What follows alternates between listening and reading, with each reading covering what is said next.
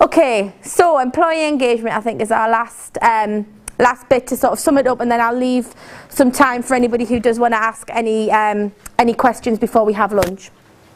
So top tips for engagement then. So, I can't remember what order I put these up on. So first thing to always think about is to communicate your expectations. Of course, in order to communicate your expectations, you need to know what you expect. Sounds really obvious, but a lot of managers where I say, what do you expect of your people? You need to have that really clear, and then you need to tell them. Okay? From that, you can set clear performance goals. So every single person, I should be able to walk into every single one of your organisations, find a random person, and say to that person, what are your performance goals in your job? And they should be able to tell me. Not go, I think I've got a bit of paper I got in a review like months ago, I have no idea. But actually be able to tell me clearly what it is that they're there to contribute. And of course those goals contribute to your overall business performance of your organisation. Regular reviews, I've put monthly in brackets because it's a best practice as opposed to a legal requirement, but definitely regular reviews. If it's a new person, we would recommend weekly. If it's an existing member of staff, you know, an experienced member of staff, at least a monthly review. And that review is a structured review where you look at the person's capability, how they're performing, what they're doing, what they're doing well, and you also look at their behaviour, their values, all those sorts of things. Do you all have values or behavioural standards within your organisation? Okay, if you don't have those, get them, I would say. It's one of the first things we ask for when we work with organisations. If organisations don't have those standards, so we went in, I mean this is probably about 2 years ago, we went into an organisation to do management training. I asked for their behavioural standards and I got kind of like 2 words. I was like, no, we need behavioural standards. The first thing we did is we went in and we worked with the management team and we created behavioural standards. We did it in a day, we created it, and ultimately that shaped their organisation, that shaped the whole business strategy. I just wanted them because I was doing management training and I wanted to train against it, but actually it ended up being part of their strategic direction of their organisation. So we can help you with that if you haven't got them. If not, go and look what else is in your industry, go and look at what you expect, but you need to have those behavioural standards in place so you can measure the how people do the job as well as the what. Feedback, timely. So feedback should happen when it happens, if that makes sense. So if you see somebody doing something well, tell them. If you see somebody doing something wrong, tell them. Do it professionally, do it appropriately, not in front of people. But there's no point coming to me and saying, 6 weeks ago, you did this. Because I've probably forgotten anyway. You know, you'll have forgotten by anyway. There'll be no specifics around it. There's no way of moving forward. So feedback needs to come pretty much, I would say, at the latest within 24 hours of it happening. And that's stretching it. Really, it should be instantaneous, but at an absolute maximum 24 hours. Listening and responding. So organisations sometimes forget to listen to their employees.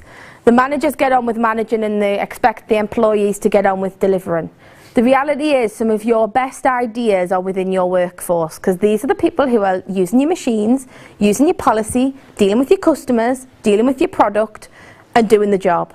So in terms of how to improve that, in terms of how to get that better, who knows better than the employees in a lot of cases?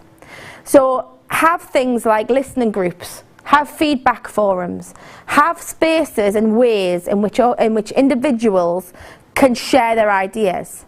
You know, have an ideas thing. If somebody puts forward an idea that's implemented, it becomes the idea of the month and you give them a £20 iTunes voucher. Might save you a load of money in the long run in terms of the idea. So listen to what they say, but it's also important to respond. Remember the Mickey Mouse ears? It's that example. You know, have a you said we did board. So we put that into Empower. Ideas came up, we put it on the board. You said this, we did this. So we could celebrate the things that were implemented, but every single person who put forward an idea got a response. Even if the response was, no, we're not going to do it and this is the reason why. Praise and recognition. Make sure you do it. And don't do it when you're giving people constructive feedback. So don't make it into the sandwich. That has another name that I won't repeat because we're all in very polite company. But don't do it as a sandwich because you lose impact of both. If you're going to give feedback and it's constructive, just give constructive feedback because it's a positive conversation. You're never telling somebody off, you're actually helping them to perform. So have a constructive feedback conversation, just do it. Don't try to butter it up. But also make sure that you have really positive conversations as well where people are doing things well. Recognise them. Do you have an Employee of the Month competition? Is that appropriate for your organisation? Do you have a newsletter where you can feature people? Could you nominate people for awards? What does that look like? Consistency and fairness. I think I've said quite a bit about that today. But be consistent and be fair. Consistency is the biggest thing that will get you into trouble with the Equality Act. It will, because quite often what happens is you're not consistent, it's not an intentional discrimination, but because there's no consistency, that can be linked to a protected characteristic, accidentally the person would have a case. In recruitment, there's people who do this professionally, and I'm going to say it and everyone's going to go, oh, but surely that's not legal, but rightly or wrongly, it's never been picked up as being illegal. So there's people who, so let's just say for example, I think, right, there's my CV. So I've done my CV, and on my CV I've got my name, my age, all those sorts of things which I don't need to put on, but I'm deliberately putting them on. What I would then do is replicate that CV a number of times. So the CV is exactly the same. I might, make it look a little bit different, but fundamentally, if you boil it down, that is exactly the same CV. The difference is, on this one, my name sounds English. On this one, my name sounds foreign. On this one, my name is female. On this one, my name is male. Okay? What I then do is find big organisations or organisations that are recruiting, and I send all of those CVs in.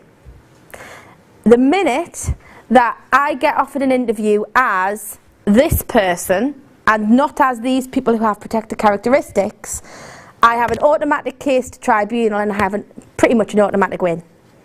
Ethically, it's not right, but there are people who do it and there are people who make livings out of it. And typically if that happens, it's happened because of a lack of consistency in your organisation. Maybe those CVs have come in and we've split them up and we've said, right, can you look at those 10, you look at those 10, you look at those 10, shortlist them. And it's purely just coincidence that some of them have gotten through and some of them haven't. But the minute I can say, hang on, it's the same CV, I got through as a British sounding name, but the minute my name sounded foreign, I didn't get through. Straight away I've got a case on perception. Even if I'm not foreign, I've got a case on perception of that protected characteristic. Consistency gets you out of that. Scoring mechanisms get you out of that. Everyone goes through the process. Everybody's treated the same. Everyone's applied the same rules. Gets you through, gets you away from that.